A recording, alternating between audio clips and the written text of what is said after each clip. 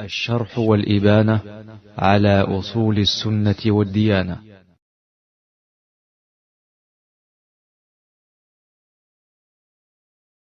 إن الحمد لله نحمده ونستعينه ونستهديه ونستغفره ونعوذ بالله من شرور أنفسنا ومن سيئات أعمالنا. من يهده الله فلا مضل له ومن يضلل فلا هادي له، وأشهد أن لا إله إلا الله وحده لا شريك له، وأشهد أن محمدا عبده ورسوله. اللهم صل على محمد وعلى آل محمد كما صليت على إبراهيم وعلى آل إبراهيم إنك حميد مجيد، وبارك على محمد وعلى آل محمد كما باركت على إبراهيم وعلى آل إبراهيم إنك حميد مجيد. اتقوا الله عباد الله وكونوا مع المتقين، واعلموا أن المساجد بيوت الله، فلا بد لمساجد الله من آداب واحترام. المساجد عباد الله بيوت الله تعالى، ومن أحب الله تعالى أحب بيوته وأكثر من زيارته فيها. قال تعالى: وأن المساجد لله فلا تدعوا مع الله أحدا. والضيف إذا نزل بساحة الكرماء ومنازل العظماء أصابه جودهم وفضله ونال من عطياتهم وغنم من إكرامهم، فكيف بضيف نزل بأكرم الأكرمين وحل على رب العالمين.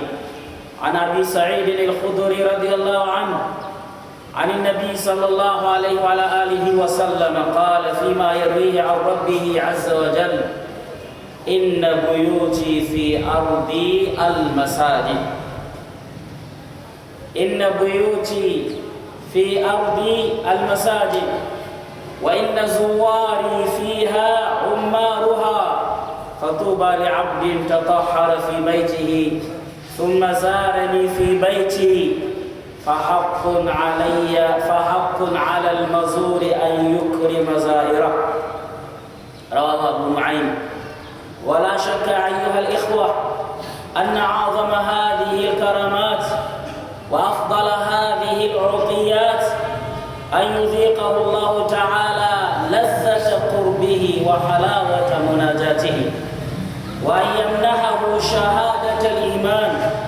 فعن أبي سعيد الخدري رضي الله عنه عن النبي صلى الله عليه وسلم قال: إذا رأيتم الرجل يعتاد المساجد فاشهدوا له بالإيمان.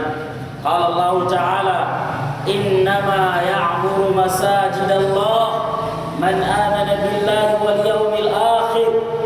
وفي منازل القيامة أيها الإخوة وقربات مواقفها وأهوال مشاهدها يكون في ظل عرش الرحمن سبحانه وتعالى آمنا مطمئنا. فعن أبي هريرة عن النبي صلى الله عليه وسلم قال: 7 يظلهم الله في ظله يوم لا ظل إلا ظله، وعد منهم: ورجل قلبه معلق بالمساجد كما جاء في الصحيحين. ثم يصله تعالى بنعمة الجنة وما أعده له فيها من نعيم مقيم وفضل عميم. عن أبي هريرة رضي الله عنه عن النبي صلى الله عليه وسلم قال: من غدا إلى المسجد أو راح أعد الله له في الجنة نزلا كلما غدا أو راح. متفق عليه. أقول ما تسمعون وأستغفر الله لي ولكم ولسائر المسلمين فاستغفروه إنه هو الغفور الرحيم.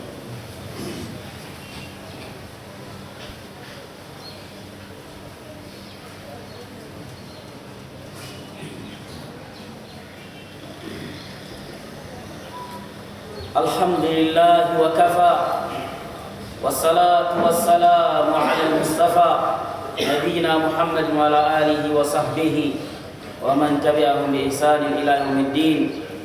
وأشهد أن لا إله إلا الله وحده لا شريك له، وأشهد أن محمدا عبده ورسوله. اتقوا الله عباد الله، اتقوه سبحانه وتعالى wa kunu ma'al muttaqin. Chers frères en islam, les mosquées sont les maisons d'Allah subhanahu wa ta'ala. Celui qui aime Allah subhanahu wa ta'ala doit aimer ses maisons et multiplie les visites dans ces maisons. Allah subhanahu wa ta'ala a dit: les mosquées sont sacrées à Allah. N'invoquez donc personne avec Allah subhanahu wa ta'ala.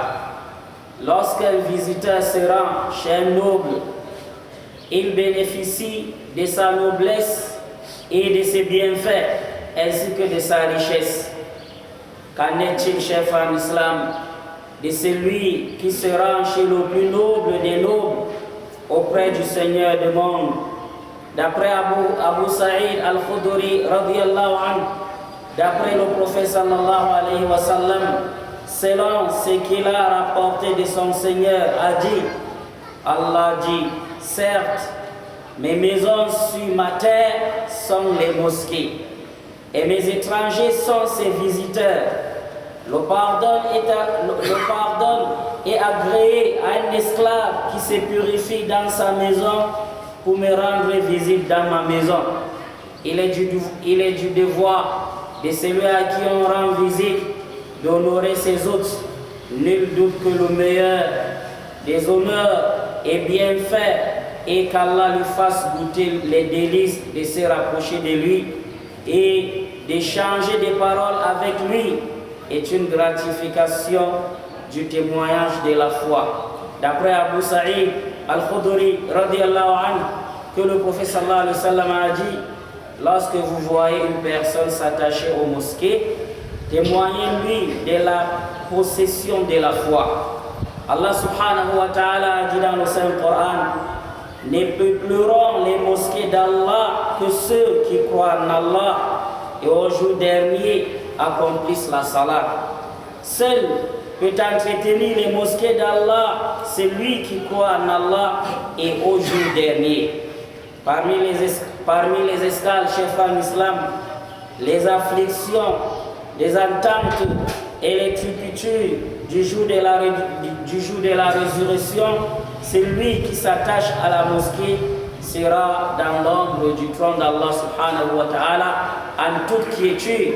D'après Abu Hurayrata radiyallahu anhu, le prophète d'Allah sallallahu alayhi wa sallam a dit: cette personne, Allah les mettra dans son ombre le jour où il n'y a aucune ombre en dehors de celle d'Allah subhanahu wa ta'ala. Il cita celui dont le cœur est rattaché aux mosquées, rapporté par Al-Bukhari et Muslim. Allah lui fera goûter les délices du paradis. D'après Abu Hurayrata radiyallahu anhu, le prophète sallallahu alayhi wa sallam a dit: celui qui se rend à la mosquée matin et soir, Allah lui apprêtera une demeure au paradis. Chaque fois qu'il se rendra, rapporté par Al-Bukhari et Muslim. Les mosquées ne sont pas juste des lieux où on vient exhiber les pratiques de la prière, mais ce sont des maisons d'Allah subhanahu wa ta'ala sur la terre. Allah subhanahu wa ta'ala a transformé toute la terre en mosquée à la communauté du prophète Muhammad sallallahu alayhi wa sallam.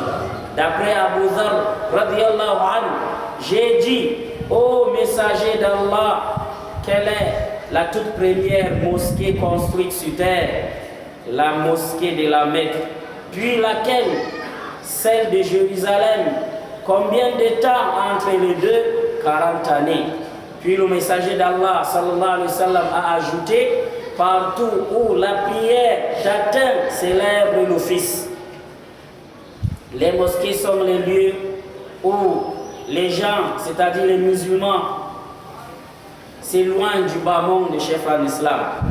Les mosquées sont les lieux où les gens s'éloignent du bas monde, se rapprochent de leur Créateur en adoration et lecture du Saint-Coran, se rapprochant ainsi des délices et bonne odeur du paradis.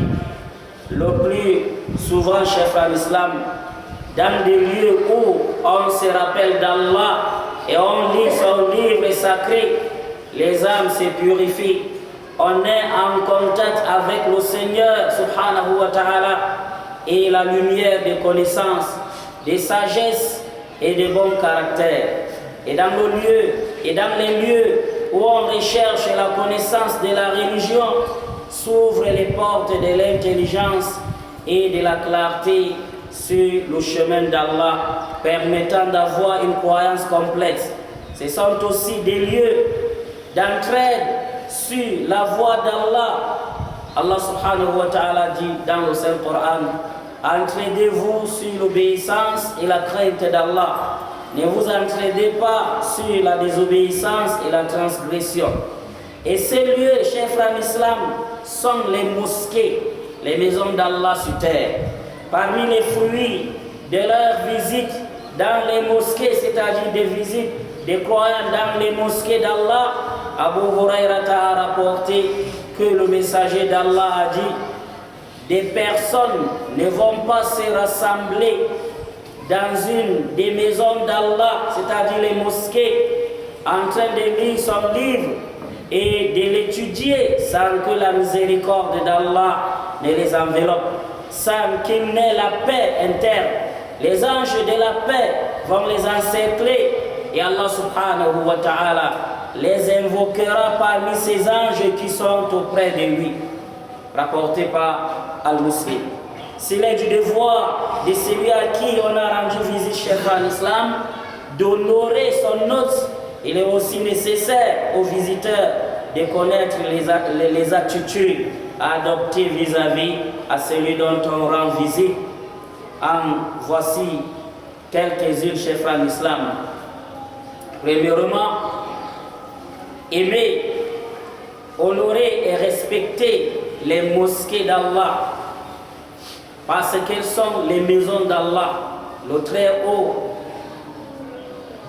Parce que les mosquées sont les maisons d'Allah subhanahu wa ta'ala, le Très-Haut, qu'on a construit pour son invocation, son adoration, la transmission de son message, la propagation de ses enseignements, l'acquisition des bons comportements et pour que ses serviteurs s'entreconnaissent entre eux.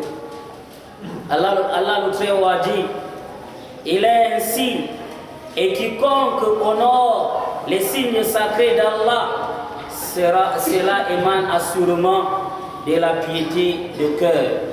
Et pureté à celui, et pureté à lui, Allah le Très-Haut, qu'il dit: dans des maisons, c'est-à-dire des mosquées, à l'égard desquelles Allah a commandé qu'elles soient élevées et que son nom y soit invoqué, il y est glorifié tous les matins et tous les soirs. D'après Abu Darda, que le prophète sallallahu alayhi wa sallam a dit: la mosquée est la maison, et la mosquée est la maison de toute personne qui craint Allah subhanahu wa ta'ala. Et elle octroie à celui qui la prend comme demeure, paix et orientation vers l'agrément d'Allah et le paradis. Deuxièmement, chef en islam, œuvrez pour la bâtir, et l'entretenir, tout en recherchant le visage d'Allah subhanahu wa ta'ala, la récompense auprès d'Allah subhanahu wa ta'ala. D'après Abdullah ibn Abbas radiyallahu anhu, le prophète sallallahu alayhi wa sallam a dit: celui qui construit une mosquée à Allah, fût la taille de l'espace d'un nid d'oiseau, Allah lui construira une demeure au paradis. D'après Anas, qu'Allah l'agrée, celui qui illumine la mosquée, les anges ne cesseront de lui faire des istighfar. Les anges ne cesseront de lui faire istighfar, donc de lui demander pardon auprès d'Allah subhanahu wa ta'ala, tant que cette lumière continuera à briller dans la mosquée. Troisièmement, être assidu à la mosquée, quel que soit le temps qu'il fait ou la distance pour se rendre. Quel que soit le temps qu'il fait ou la distance pour se rendre. D'après Abu Musa al-Ash'ari, qu'Allah l'agrée, le messager d'Allah sallallahu alayhi wa sallam a dit: certes, c'est lui qui a plus de récompenses pour la prière et c'est lui qui est le plus éloigné de la mosquée. Et celui qui prie et attend la prière suivante pour la faire avec l'imam a plus de récompense que celui qui prie et rentre pour dormir. Et d'après Abu Yazid, qu'Allah l'agrée, le prophète sallallahu alayhi wa sallam a dit, annoncer la bonne nouvelle à ceux qui marchent dans l'obscurité de la nuit pour se rendre à la mosquée, qu'ils auront une lumière complète au jour de la résurrection. D'après Abu Kab, un Médinois éloigné de la mosquée du prophète sallallahu alayhi wa sallam venait toujours à pied. On lui suggéra d'acheter une monture qu'il refusa en préférant les récompenses de la marche pour aller et pour revenir à la mosquée. Quatrièmement, chef en islam, s'assurer de la propriété vestimentaire et de la propriété corporelle, ainsi que la pureté avant de se rendre à la mosquée. Allah subhanahu wa ta'ala dit: ô fils d'Adam, prenez vos meilleures parures pour les mosquées. D'après Abu Huraira, radiyallahu anhu, certes, le prophète Muhammad sallallahu alayhi wa sallam a dit: c'est lui qui se purifie dans sa maison, puis se rend dans une des maisons d'Allah pour accomplir une des obligations. Pour accomplir une des obligations d'Allah, l'un de ses pas effacera les péchés et l'autre l'élèvera en mérite auprès d'Allah. Cinquièmement, la meilleure œuvre que le musulman peut faire est de laisser toute occupation pour se rendre à la mosquée quand il entend l'appel à la prière. Allah subhanahu wa ta'ala dit: ô vous qui avez cru, répondez à l'appel d'Allah et de son messager lorsqu'il vous appelle. D'après Abu Huraira radiyallahu anhu, un aveugle est venu dire au messager d'Allah: je n'ai pas de guide pour me conduire à la mosquée. Puis-je prier à la maison au messager d'Allah? Le messager d'Allah lui a permis, mais lorsqu'il